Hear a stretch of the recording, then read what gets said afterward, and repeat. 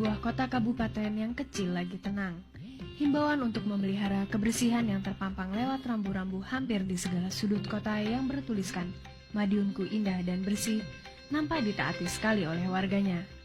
Tak heran bila kota ini berhasil meraih penghargaan Adipura.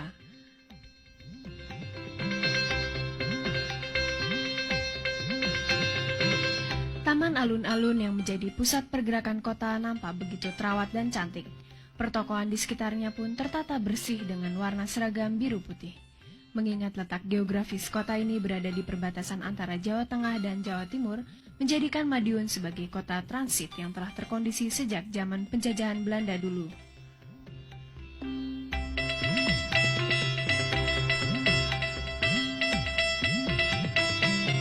Berjalan keliling kota Madiun tidak diperlukan waktu lama. Selain lalu lintasnya yang tidak terlalu ramai, jalan-jalan yang dilalui pun cukup bagus. Keramaian kota hanya terjadi di siang hari. Selepas senja, Madiun menjadi kota seperti tak berpenghuni, sepi. Tapi inilah pola kehidupan masyarakatnya yang hidup tenang jauh dari berbagai sarana hiburan.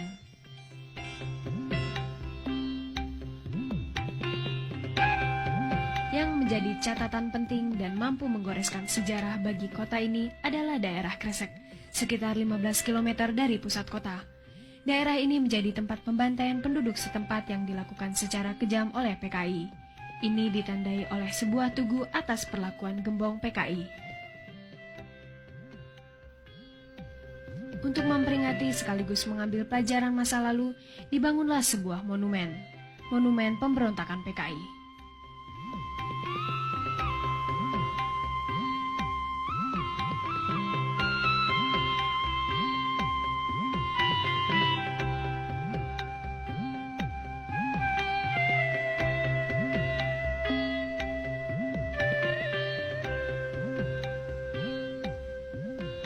Salam olahraga. Pemirsa, bertemu lagi dengan saya Nira Stenawati di Pencaksilat Menembus Dunia. Yang baru saja kita saksikan tadi adalah sekilas tentang Madiun, kota yang sangat bersih dan indah. Yang tentunya kebersihan dan keindahan suatu kota tidak pernah lepas dari peran serta masyarakatnya. Sesaat lagi kami akan menghadirkan perguruan silat asal Madiun, yaitu Persaudaraan Setia Hati Trate. Saat ini saya berada di Desa Kresek, Kabupaten Madiun, tepatnya di depan Monumen Pemberontakan PKI.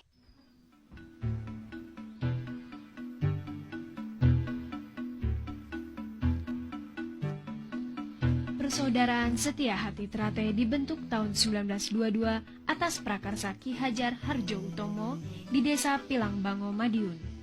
Awal perintisannya, organisasi bela diri ini bernama Setia Hati Pencak Sport Club, dengan misi membekali pemuda dengan ilmu bela diri untuk menentang Belanda, dan sempat berubah menjadi Setia Hati Pemuda Sport Club.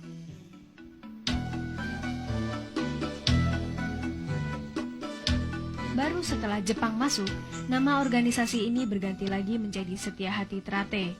Perubahan nama pun masih terus berlangsung hingga tahun 1948, dengan menambahkan kata persaudaraan di depan Setia Hati Trate sebagai nama organisasi, dan ditetapkannya Ki Hajar Harjo Utomo menjadi ketua umum.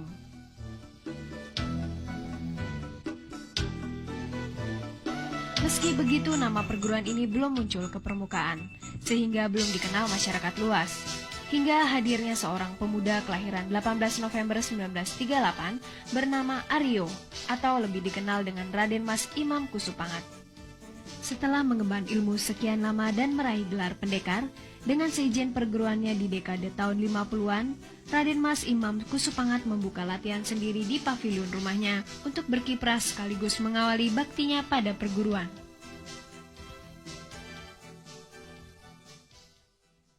Siapa sebenarnya RM Imam Kusupangat? Dialah pendobrak di dalam organisasi Persaudaraan Setia Hati Trate ini.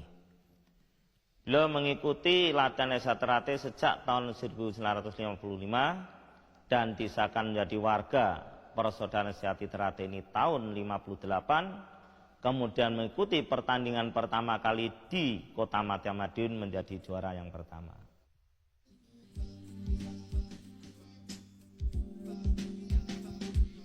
Kegigihannya melatih dan terus menggali ilmu mengantarkan Raden Mas Imam ke gerbang kepemimpinan dengan dipercaya memangku jabatan ketua dalam kepengurusan Persaudaraan Setia Hati Trate Cabang Madiun. Baru tahun 1970, ia diangkat sebagai Ketua Umum Setia Hati Trate Pusat Madiun.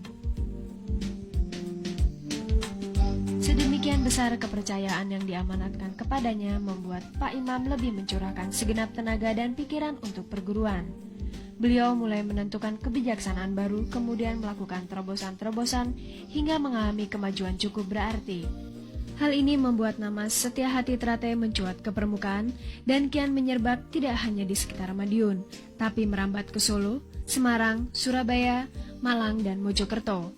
Setia Hati Trate pula menjadi salah satu perguruan yang mendukung berdirinya induk organisasi pencaksilat IPSI.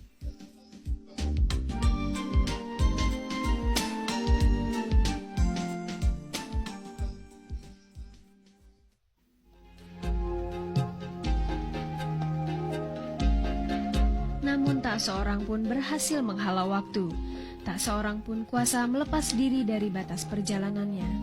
Manusia hanya punya hak sebatas berencana, kepastian dan penentu tetap berada di tangannya. Masih banyak rencana Pak Imam dalam memajukan Setia Hati Trate.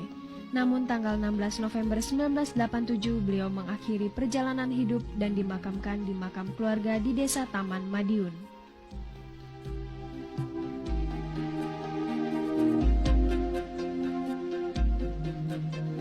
Jasad Pak Imam boleh saja mati, namun karya dan dharmanya akan tetap hidup selamanya.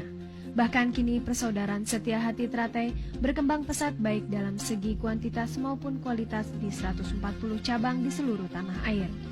Juga telah merambah ke mancanegara seperti Belanda, Amerika, Prancis, Australia, dan negara-negara Asia lainnya dengan jumlah anggota berkisar 300.000 orang.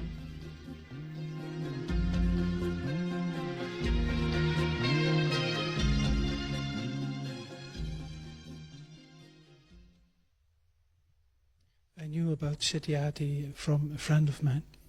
He was already training, so I went look and I knew this is what I want to do. I find interesting from Setia Hati the philosophy, the inner part for the person, the development for yourself.